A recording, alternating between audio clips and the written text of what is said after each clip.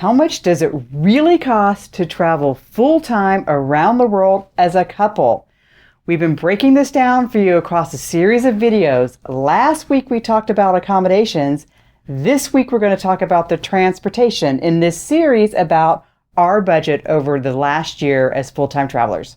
Who are we? Yeah, so we are Chris and Steve. EatWalkLearn have been traveling the globe for 4 years now.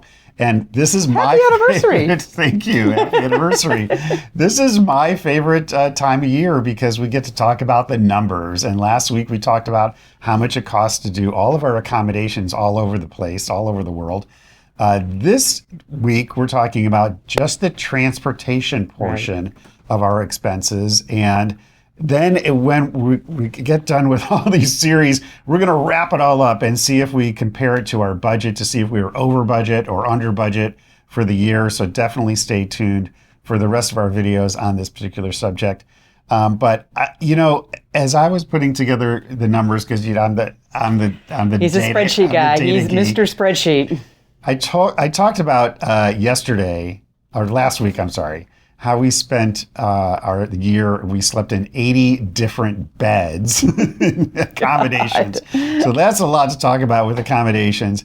This particular video, I'm going to tell you about how we went to 39 different countries, actually 39 border crossings, because some of those countries we were back and forth to multiple times during the year. So we were all over the place and, crossed the Atlantic Ocean 3 times. Right. We really did a lot of traveling to a lot of places. And what I really liked about this past year is last year when we set out our goals of some things we wanted to do this year, we did them all. So that was kind of, we did it. So what we're going to do right now, we're going to cut to a video of all the places we went and explain that. And then we'll come back and we're going to do 3 things when we come back.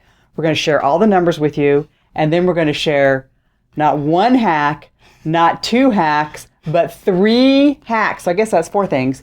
3 travel hacks about how it worked for us and how we saved a ton of money using these 3 travel hacks and how you can do them too. So we got 4 things coming up for you after this video. So stay tuned after the video.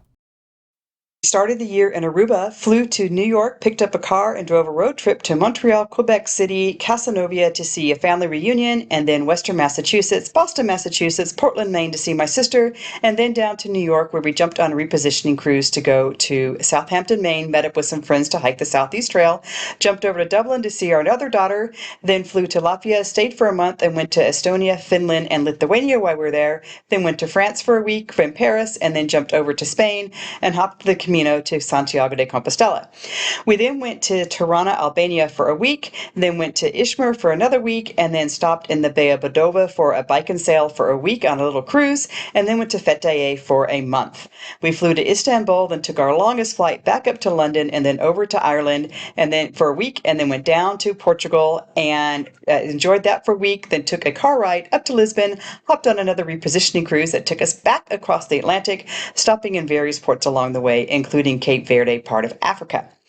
The cruise took us finally into Montevideo in Uruguay and then into Buenos Aires. From there, we stayed a month and went up to Iguazu Falls. Also, we went to El Calafate and El Chotlan in the Argentina side of Patagonia, then went to Puerto Natales for a week to do the Chile side of Patagonia. We stayed for a month in Viña del Mar, then flew over to Atacama, the desert, for a week, back to Santiago, and then jumped on a cruise that took us all the way back up to Los Angeles by way of some ports along the western coast of South America, including Ecuador and Costa Rica in Central America, although we did not go through the Panama Canal as this video shows.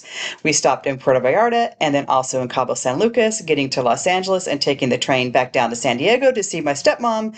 We flew to Portland to see our daughter, and then we flew to Vegas to go to the Sphere to see a show and see some friends. We flew to Pensacola to see my sister again and my mom. We took the bus over to New Orleans, not a flight, and then we took another cruise back across the Atlantic over to Barcelona, stopping in a few ports, including Alicante. From Barcelona, we stayed a night, and then we flew down to Malta for a week, and then we flew over to Poros, Greece, where we ended up the year for another month stay. Whew, are you exhausted just watching that video? I can't believe we really went to all of those countries and all of those places. It looks crazy. It must have cost us $1 million to do all that traveling. And so we're going to show you this graphic of all the different countries that we went to in order of going to them. And you can see how some of them are highlighted in purple, some of them are highlighted in green. So we went to 39 different countries, 39 border crossings, if you will. Right. Was it 13? 13 new countries for both of us. Both of us. And then 4 additional new countries for you. So 17 new countries for you and 13 new countries for me on 39 border crossings. So we're starting to get around the world. We are getting around the world in a big time. And a lot of it was because we had some very specific goals, some intentionality that we had for this particular year. We wanted to do some more hiking. We wanted to do more bike riding because that's something that we both enjoy.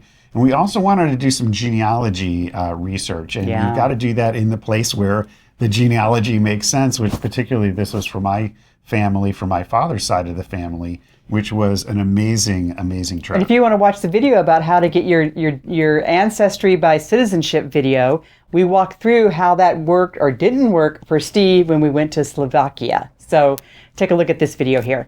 Okay, let's take a look at the first leg of our transportation. So we break transportation down into flights, cruises, car rentals, and trains, buses, ferries, Uber, kind of a catch-all for like the transit part of it. So let's look at flights. We took 50 segments last year for a total of $3,067. Now, what's a segment? So when I fly, that's one segment. When Steve flies, that's one segment. So if we go from San Diego to Las Vegas, that's 2 segments. Okay? If we did that round trip, that would be 4 segments. So 50 segments for 2 people, that's 25 trips, which means 50 segments. But we also broke it up because sometimes they weren't nonstop flights. Right. So we wanted to do, like, each time we took off and landed is a segment. Right. So that was, 50 segments, $3,067. And one of the reasons that that's so low is those are a lot of short flights. So we're not talking about long distance flights that cover 18 hours. Right. We're talking about in Europe going from Ireland to England. Right. Those are the kinds of distance of flights that we're talking so about. So Ryanair, this is for you, buddy. We've done a lot of Ryanair, a lot of Vueling, a lot of airlines that you've never heard of because they're little teeny tiny airlines that have cheap flights and short, easy hopper flight. I mean, our longest flight last year was from Istanbul to London, which was a 4-hour flight. Everything else, which much smaller, much shorter than that, maybe 2 hours apiece. Exactly. And when you look at that price, $3,000 for 50 flights, there's a hack in there for you, and we're going to tell you about it after we get through all of our expenses. Okay, right. Next up, cruises. Yeah, we're talking about cruises. Right. We did a lot of crazy cruising this year, and we do cruises for our long distance traveling. So we crossed the Atlantic 3 times. Last July, we went from the United States to England. And then in December, we went from Portugal down to Buenos Aires. So not only did we cross the Atlantic, but we also crossed the equator. And then our most recent Atlantic crossing was from New Orleans to Barcelona.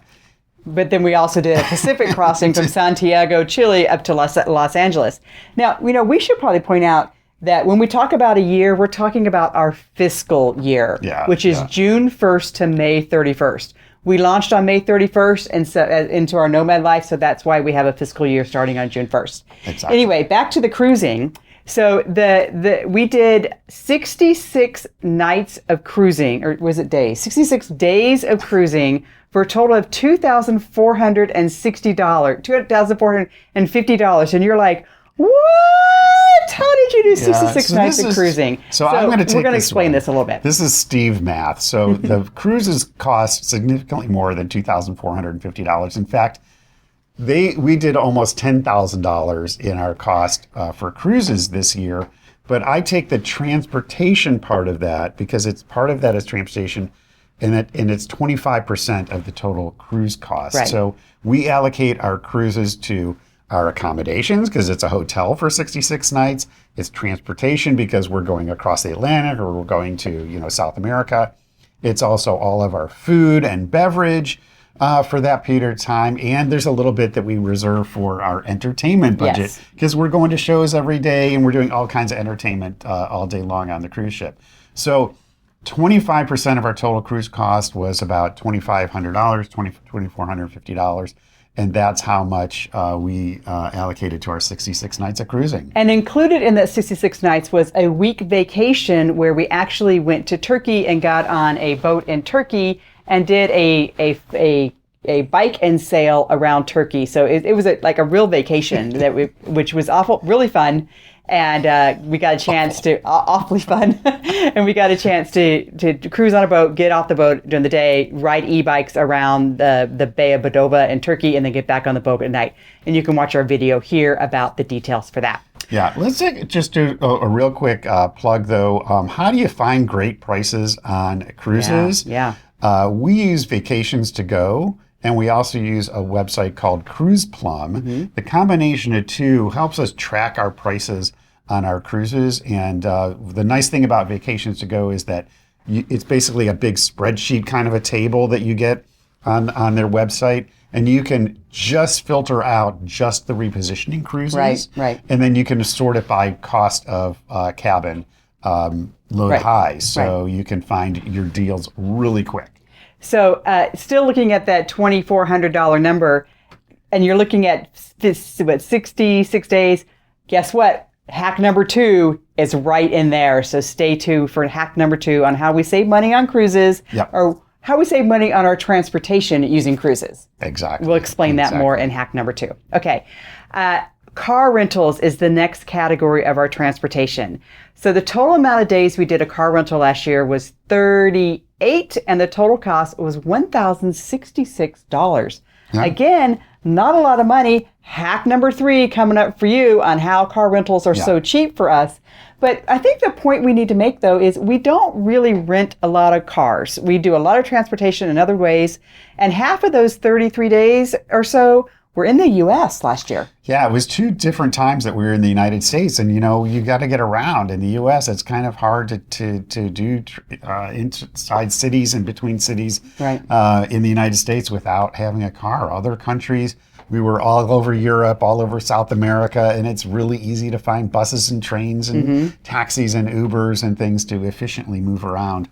But yeah, we had significantly more days of rental cars this year than we have had in the past. And we did enjoy a weekend on the Atacama Desert in northern Chile. You can watch the video up here where we did need to have a car to get around the different sites in the desert. So, okay. Next up, our last line item for transportation is a catch-all. It's trains, buses, ferries, Uber, bike rental, rickshaws, funiculars. We did a whole video on the funiculars that we did. They were like 10 cents a piece. You can watch that video. Anyway, our total alternative catch-all was 316 events in some sort of transit or catch-all thing for a total of $2,329. Yeah. And some of that is more than just transit. It might have been a long-distance train or a long-distance ferry or a long-distance bus. What was our scariest bus ride? Our scariest bus ride, you think it'd be like in some far off, country. It was Mobile, Alabama. To New Orleans. On the Greyhound. So thanks to my sister for the ride to the bus station, by the way. Tina, we love you. Thank you for the ride. Wish she could have taken us all the way to New Orleans, but it was fun. But I want to make a couple points. One is that if you've watched our videos before, I love alternative forms of transportation. So funiculars, cable cars, zip lining we did this year. We did a lot of crazy ways of getting from point A to point B, and I love them all. And the other point is that you can pay for almost all of your transportation with a credit card. This is amazing how you could be in the middle of nowhere on a train platform and swipe your card. Or tap your phone. And that's how we were this is how we track all of our expenses, is how much do we pay with our credit card. We just download our activity from every month from our bank account, and we can see all of our expenses broken out by category automatically. So we don't have to track it in a particular app or anything special or scan a receipt or anything. It just all downloads from our statements each month. So that's how we crunch our numbers. I do need to make a correction. It was 162 days or 162 transit on trains, buses, planes, whatever, trains and buses, whatever. That was I mistake on that number. But what is our total of transportation? So that's 316 transportation events. So basically every day we were doing some sort of transit. And for our total transportation cost for our 4th year of travel was $8,912. Yeah. So $9,000 to get around the world. $9,000 to get around the world. I think that's pretty cool considering all the places that we went to. We did not stay home. And frankly, if you added up how much it costs if you own a car, let's say you live in somewhere in the United States and you own a car, by the time you add up, the cost of your car, the cost of insurance, the cost of taxes and gasoline, I think we did pretty good to get around the world. And a lot of people, sometimes we get some hassles from people about our carbon footprint and how much pollution we're putting out in the world. We had 316 total transportation events for the year. When I had a car, I had 5 a day. To go pick up the kid, going to go drop the kid off, going to go to work, going to go to the grocery store, going to whatever. So we're not going to go down any sort of rabbit hole of having to defend ourselves on our carbon footprint. Yeah, we do a ton of walking. We walk everywhere that we can. And yes, we're taking some short flights. We're taking some long cruises, but we think that we balance it out a little bit with the way we are efficient with how we move around. Yeah. Okay, now you're ready for the hacks. Okay, we promised you 3 amazing hacks. So the first hack is on airfare, and particularly in the US. Now, this is probably not going to help you elsewhere in the world.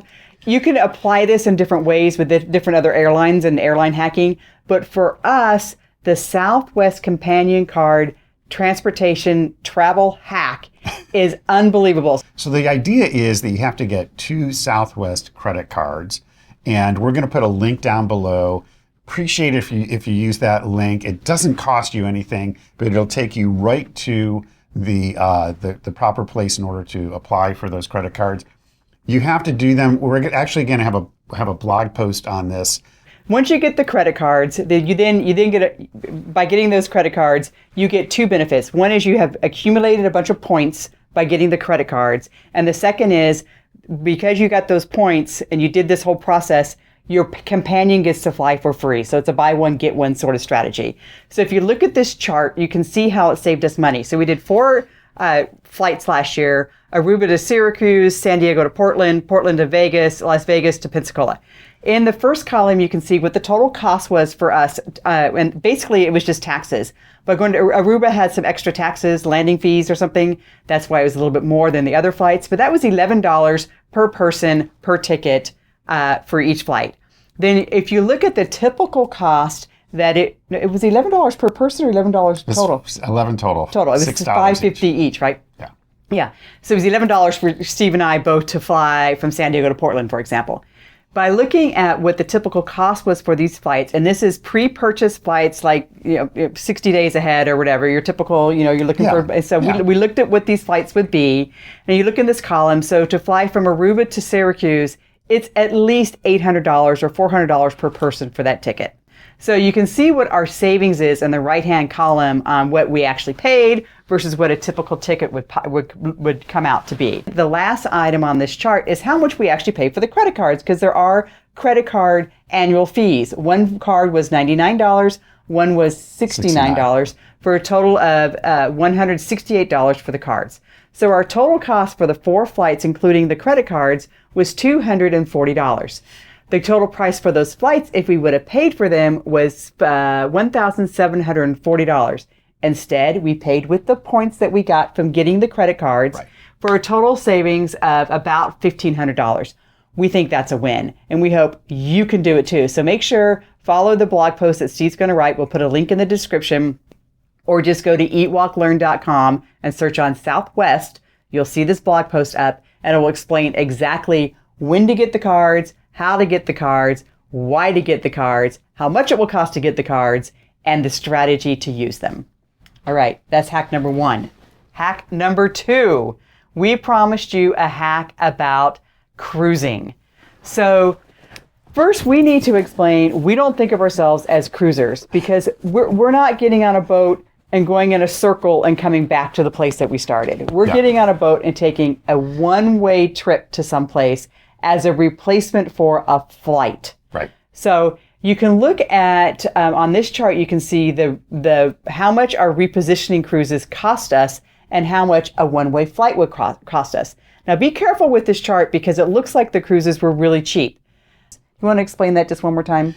Yeah, if you look at what it costs totally, to take a cruise, you got to break that down into, you got hotel nights, your accommodations, your food and your beverage and your entertainment and the transportation costs. So we take the total just for budgeting and expense purposes, the total cost of a cruise, and we break it down and we allocate 25% of that. We say that's the transportation. Right. Okay. So if you look at this chart, you can see what we pay, the actual cost that we pay, the 25% cost that we pay for the cruises. So Lisbon to Buenos Aires was $522. Santiago to LA was $670. New Orleans to Barcelona was $308. If you look at the typical airfare for what that would cost during the same time, so if we cruised in April, we looked at the April airfares. If we cruised in September, we looked at the September airfares. So again, Lisbon to Buenos Aires was $1,400. Santiago to LA was $1,200. New Orleans to Barcelona was $1,100, and this was for 2 people. For 2 people. And we think we're being pretty conservative on these numbers. You could pay a lot more. And for those of you, we know I've got a lot of friends who fly business class or first class only. We don't do that. Yeah. And so you can look at these numbers and you say, yeah, I think that's pretty cheap. Yeah. So you can see the savings on the right-hand side. But so to summarize, our total cost for the cruises for the year was $1,500. This does not include our bike and sail cruise in Turkey. That was a vacation. This is just our repositioning cruises. And the typical airfare for those 3 cruises was $3,700. So a savings of $2,200 just on the transportation of getting from one continent to the next. Yeah, my favorite, aha of full-time travel is repositioning cruises. Because you've got a nice comfortable room, you've got great food, you're going to amazing ports along the way. It's not just a one-way trip where you don't stop, and meeting amazing people, building incredible friendships along the way, and a fantastic entertainment. I mean, I just can't imagine a better way to get from point A to point B. And in nomad life, all you've got is time. We're not in any hurry, so if it takes us 25 days to get from point A to point B versus an 8 or 10-hour flight, why not? What else are we doing? We spent 66 days this year. That's more than 2 months. On a cruise ship. On ships. And we don't think of ourselves as cruisers. Okay. Hack number 3. We promise you 3. We're going to go after that car rental stuff. Now, there's 2 prongs to this hack. Number 1 is, which we did not do this past year. I'm just going to give a reference to it just to remind you that this is a hack. You can actually, if you're going to Europe and you want to rent a car for maybe a month because you're going to do a big road trip, don't rent it, lease it. We give you all the details about that in this video here. We've also got it on our blog, EatWalkLearn.com. Google or just search on car rental. We give you all the details about how to lease a car. When you lease a car, you can get your car rental price down to about $35 to $40 a day, which includes insurance, and everybody can drive and the car. It's a brand new car. We're not going to talk about that right now because we didn't do that this year. What we are going to talk about is the benefit of having a credit card that has travel or car rental insurance on it. We love our Chase Sapphire Preferred. There are other Chase products that do it. The Chase Sapphire Preferred is probably the best because of the other benefits that are on that card. This card costs us $95 a year. It pays for itself time and time and time again. Number 1 is it pays for that car insurance. Now we use that internationally. What do we do in the US? We could also use it in the US, but there's times that we're renting or we're using other people's cars that, we didn't pay for the car, so the Visa would not cover borrowing somebody's car, or Right. using your sister's car or your brother's car or whatever. So we also have, so is this hack number 4? I don't know what number we're on. It's 3.5. 3.5. We also have a non-owner's car policy that we get through USAA. This allows us to use anybody's car in the U.S., and I'm pretty sure it covers Canada as well. Don't quote me. And so we can borrow anybody's car. If we're house sitting, we can use someone's car and not have to worry about car insurance. That USAA travel policy, you have to be a USAA member. We got our membership to USAA because my grandfather was in the military. That came down to us. And we get that travel policy for $25 a year. What? $25. $25 a year. So that covers for any rental car in the U.S. It would cover for a rental car, but it also covers for if you're not renting a car in the U.S. We think that's a bargain, and we maintain that policy year on year, so that alleviates any concerns from our family and friends of us driving their car and whose insurance is going to cover or whatever. Ours will, because we have it as a non-owner's travel policy.